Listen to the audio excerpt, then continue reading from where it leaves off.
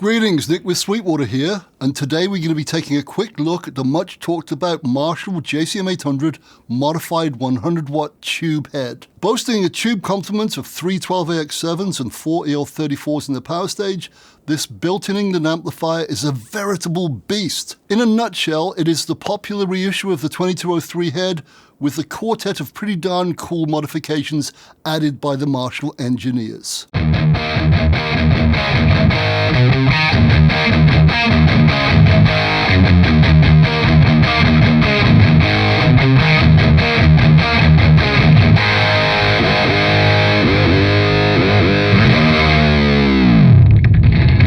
As I know you know, the JCM800 2203 head literally ruled the decadent hard rock and metal era we all know and love as the 80s. And just to be clear, JCM800 is not the amp's name per se. It is in fact the name of a series of amps launched in 1981 that the 2203 was a part of. 2203 is the actual model number of the amp. Make sense?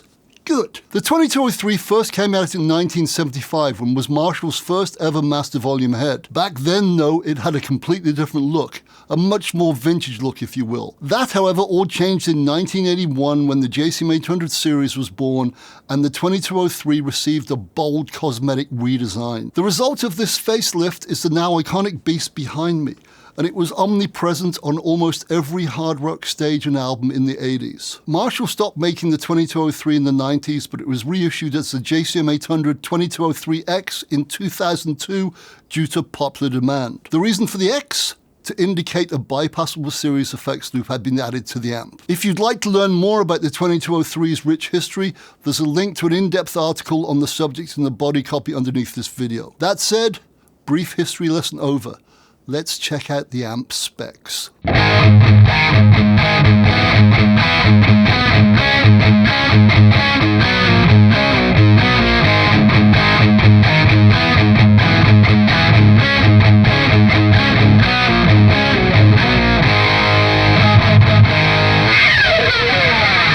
The mods I just mentioned are all activated via a trio of mini toggle switches added to the amp's front panel, and they're labeled as follows from left to right: mid-shift, OD, and tight. More about them in a second. The amp's 6 control knobs are the usual 2203 suspects, namely presence, bass, middle, treble, master volume, and preamp volume. And as also expected, there are 2 inputs, high sensitivity and low. Now, like most 2203 lovers, I'm plugged into the high sensitivity one, and that's where I'm gonna stay. And by the way, I'm plugged into an angled Marshall 1960 AV 4x12 cabinet loaded with Celestion Vintage 30 speakers. Why? Because it's my favorite. That's why.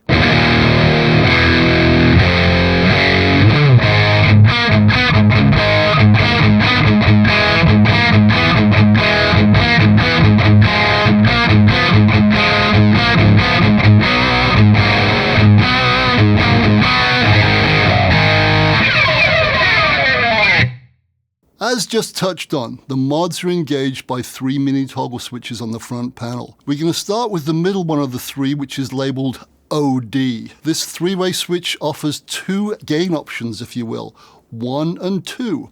Option 1 adds more gain, and option 2, wait for it, adds even more. Perfect. Clicking it to the left gives us gain 1, while clicking it to the right gives us gain 2. And when the switch is in the middle position, guess what?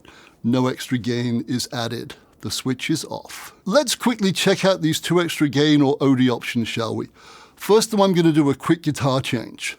Here's the switch in the middle, meaning no extra OD added.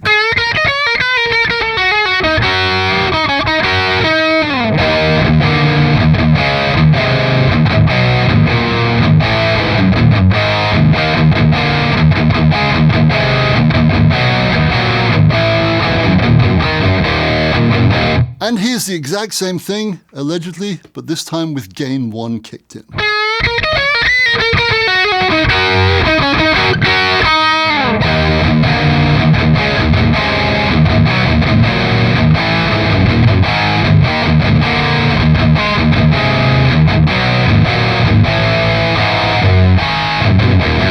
That was close enough. And now here's the same thing, once again, allegedly, but this time with gain or OD2 kicked in.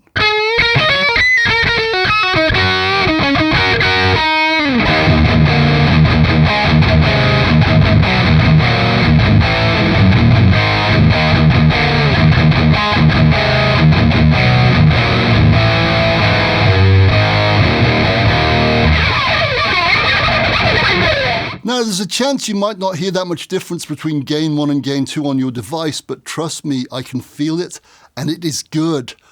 Really, really good. If you're anything like me, you're probably wondering how this extra gain or OD is achieved. I asked the fine R&D folk at Marshall via my old mate Steve Smith, and they told me the following, and I quote, "The extra gain is achieved by boosting the gain in the preamp stage. This is done via a mixture of valve and diode clipping, giving you more valve gain than on a standard 2203 unit, with the diode being used to retain the asymmetrical cold clipper sound that's an important part of the 2203 preamp." Phew, that was a long one, end quote.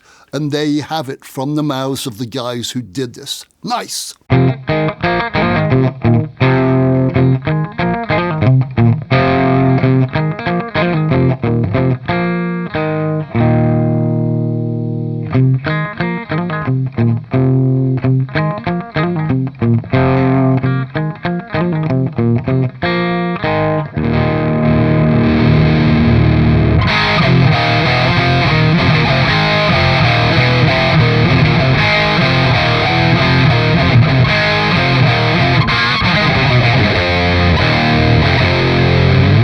I completely messed up the end, but you get the picture. Snake, I apologize for screwing up a great riff. Anyway, did you hear that? That's on OD1 with the gain cranked, and I had my volume down. It was nice and clean, and I did that swell up. Magic. Great riff, horrible playing, great amp. End of story. Next up is the switch on the far right, which is labeled tight, and it does exactly what its name suggests. Namely, it tightens up the bottom end of your sound by rolling off some low end. This is especially useful when using a lot of gain and also low tunings, as this switch helps get rid of messy sounding low frequency mud. Here's some chugging in drop C sharp with gain 2 activated. First with the tight switch off.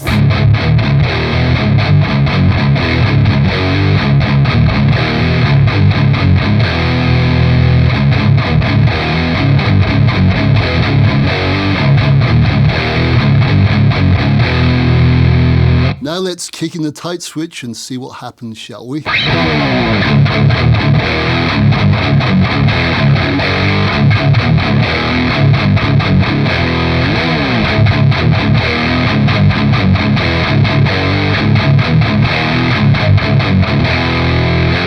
Yep, that definitely works. That was really tight and percussive.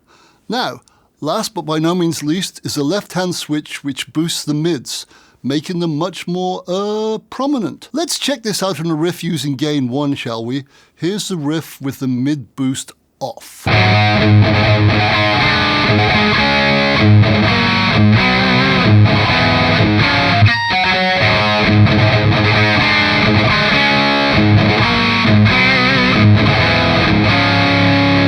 A little sloppy, but you get the picture. Here it is again, but this time with the mid boost switch activated.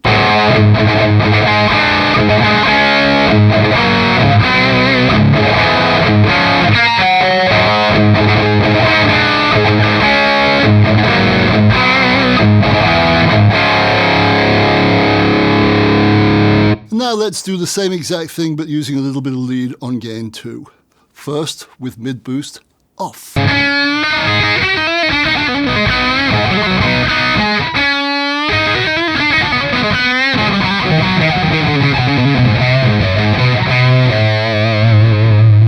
And now something similar, but this time with mid boost on.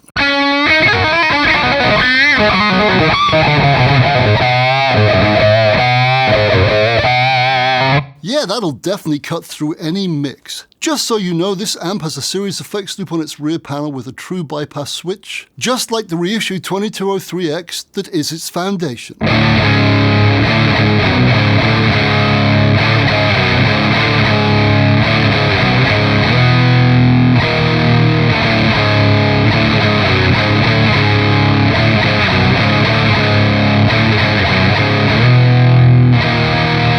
In conclusion, this is a great looking, feeling and sounding tube amp that's perfect for both rock and metal. Furthermore, in addition to being a modded version of the legendary Marshall 2203 JCM800 model, it's made in England at the hallowed Marshall factory in Bletchley.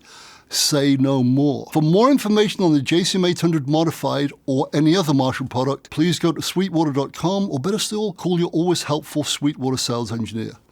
I'm out of here. So see ya.